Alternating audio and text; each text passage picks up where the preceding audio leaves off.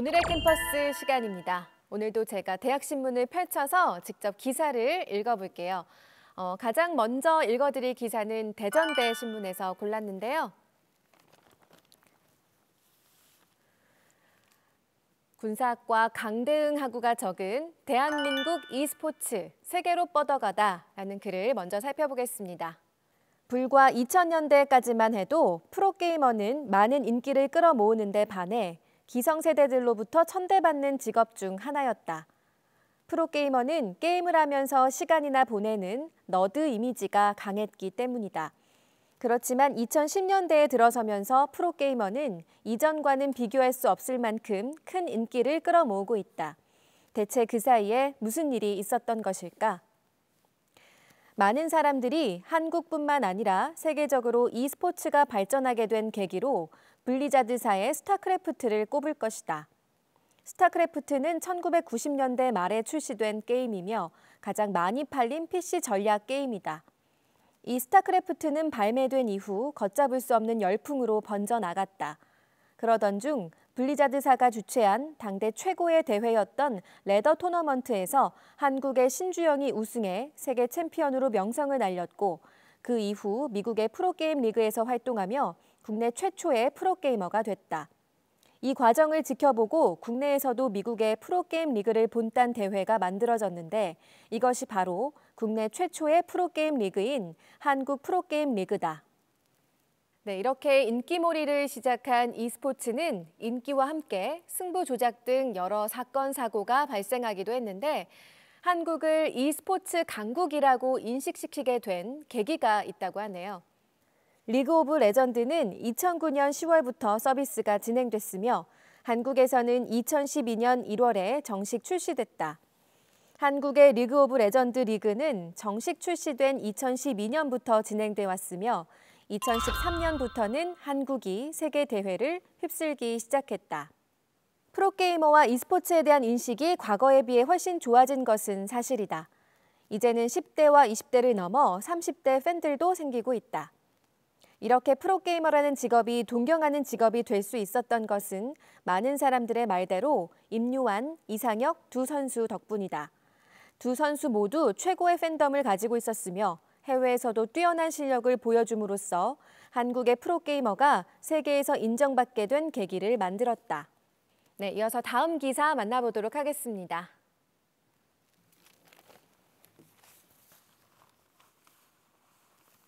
박수빈 기자가 쓴 기사인데요. 책 눈먼 자들의 도시를 소개하는 글입니다. 제목은 볼 수 있지만 보지 않는 사람이 되지 않기를.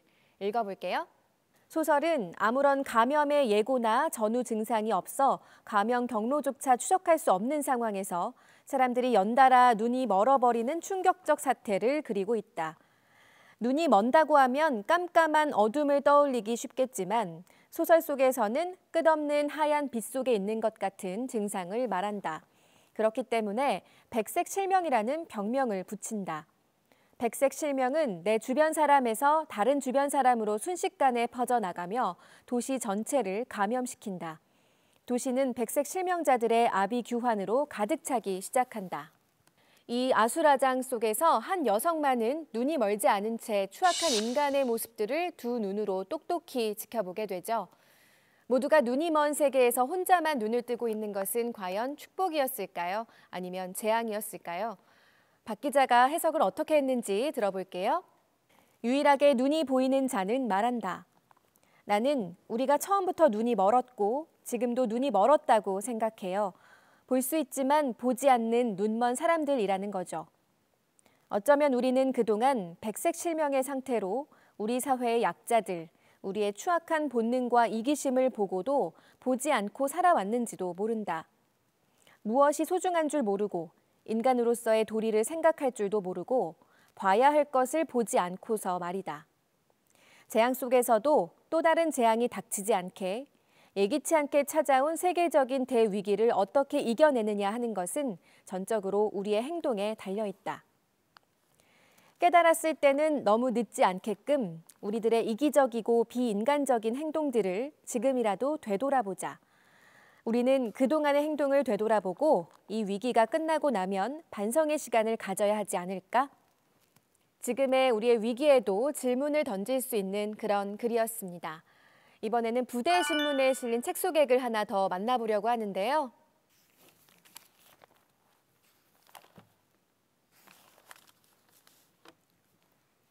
변성은 기자가 작성한 기사의 제목은 할 수 있다는 말에 갇혀버린 사회입니다.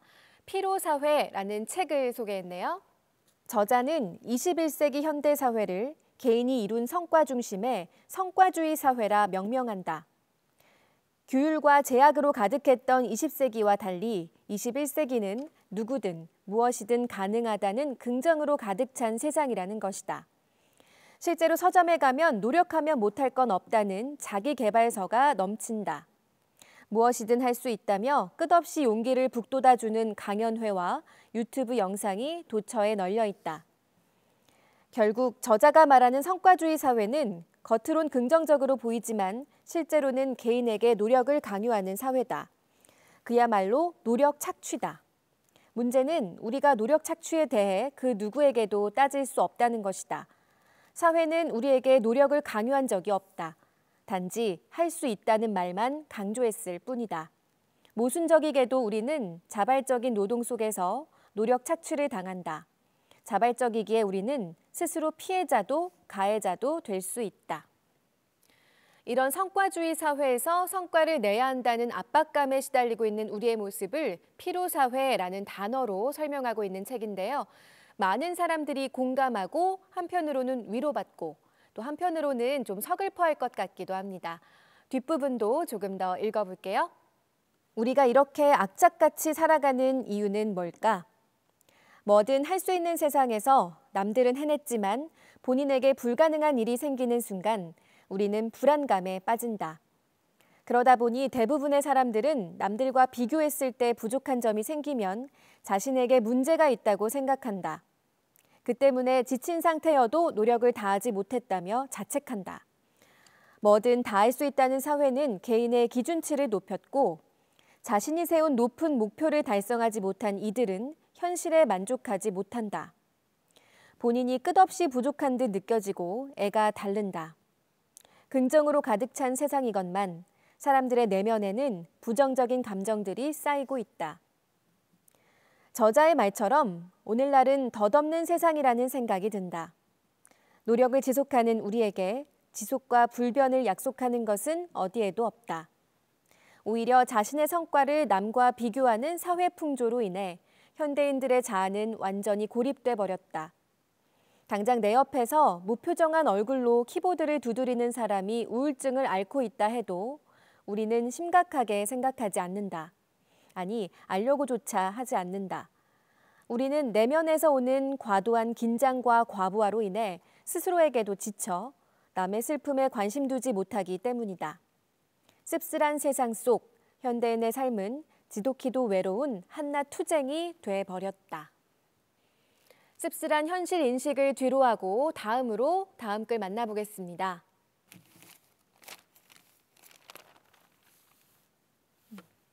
서강대학교 서강학부 볼 텐데요. 김혜지 기자가 작성한 글입니다. 코로나, 저금리 시대, 주식시장 뛰어드는 청년층이라는 기사 살펴보겠습니다.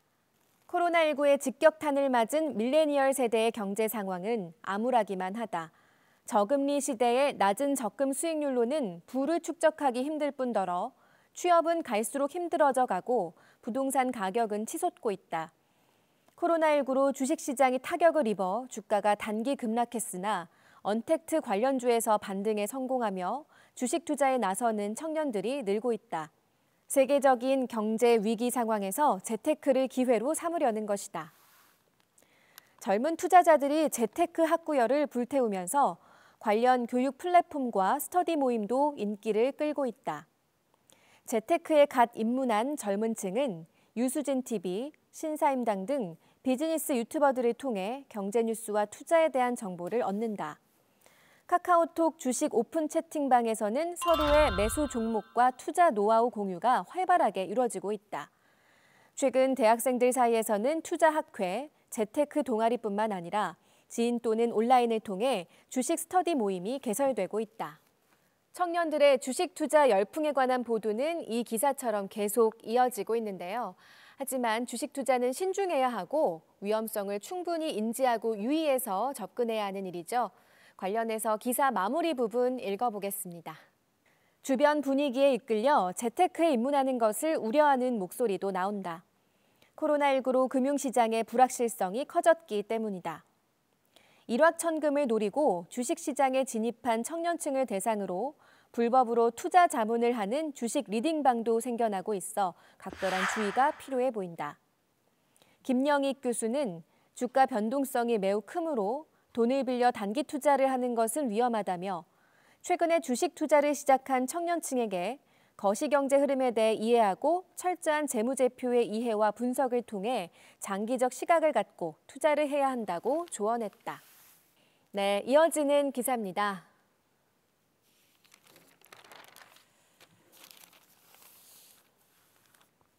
소셜 벤처 비즈니스로 세상을 바꾸다라는 기획 기사인데요. 먼저 김예찬 기자가 쓴 소셜 벤처 윤리적 소비 문화를 새롭게 이끌다부터 살펴볼게요. 경제적 가치뿐만 아니라 사회적 가치 또한 생산하며 윤리적 소비 문화를 이끄는 영리 기업이 바로 소셜 벤처다. 사회적 가치란 사회 문제 해결을 통해 공공의 이익과 공동체의 발전에 기여하는 것을 뜻한다. 소셜 벤처와 사회적 기업, 이 둘은 사회적 가치를 추구한다는 점에서는 같지만 경제적 가치의 추구 여부에서 차이를 보인다. 사회적 기업은 정부의 인증을 받아 정해진 조직 형태 안에서 사회적 가치만을 추구한다. 각종 중고 물품들을 기부받아 재판매하며 그 수익금을 모두 사회적 약자를 위해 사용하는 아름다운 가게가 대표적인 예다. 반면 소셜 벤처는 정부의 인증을 받지 않은 일반 기업의 형태로 경제적, 사회적 가치를 동시에 추구한다. 영리 기업도 사회적 가치를 충분히 생산할 수 있다는 관점에서 등장한 것이다. 새로운 시대의 변화를 이끌 만한 괜찮은 기업 모델이라고 할 수 있겠네요. 실제로 소셜 벤처 기업들이 크게 늘고 있고 정부의 지원도 다양해지고 있다고 하는데요. 이어서 신승희 기자가 쓴 착한 스타트업 소셜 벤처, 어려움 넘어 도약할까를 읽으면서 소셜 벤처 기업들의 현황 조금 더 알아볼게요. 소셜 벤처는 선한 영향력으로 사회에 기여하는 착한 스타트업이라 불린다. 하지만 사회 기여와 이익 추구라는 양립하기 어려워 보이는 목표를 동시에 추구해 어려움에 직면할 때가 많다. 이들은 이상과 현실의 괴리를 맞닥뜨리거나 지향하는 사회적 가치를 제대로 인정받지 못해 자금 조달에 애를 먹기도 한다.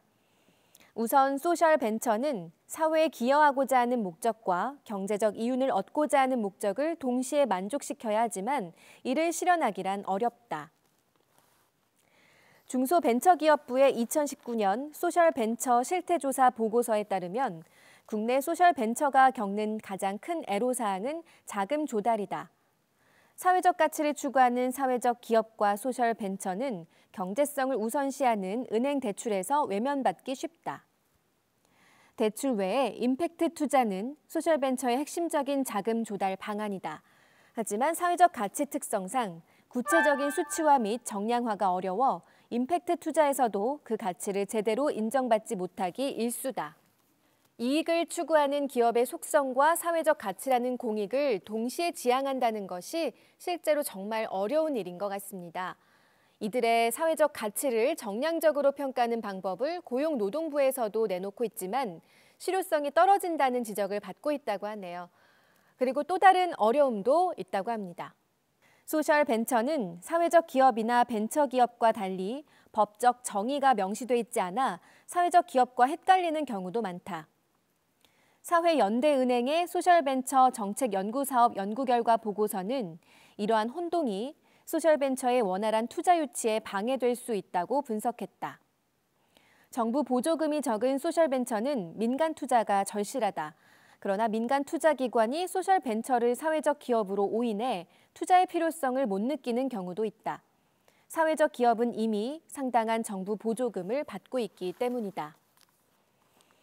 올해 불어닥친 코로나19는 소셜벤처의 재정적 부담을 가중했다. 노약자, 노인 등 관광 약자를 위한 맞춤형 관광 프로그램을 운영하는 소셜벤처 어뮤즈 트래블 오서연 대표는 사회적 거리두기가 강화되며 가족 여행 계약이 취소되고 용역 사업이 무기한 연기돼 타격이 크다며 어려움을 토로했다. 경제적 이윤과 사회 기여라는 두 마리 토끼를 잡기 위해 고군분투하는 소셜벤처의 도약을 위해 더욱 세밀하고 실용적인 제도적 지원이 필요한 때다. 네, 오늘의 캠퍼스 신문 여기까지 읽어봤습니다. 다음 코너로 이동할게요.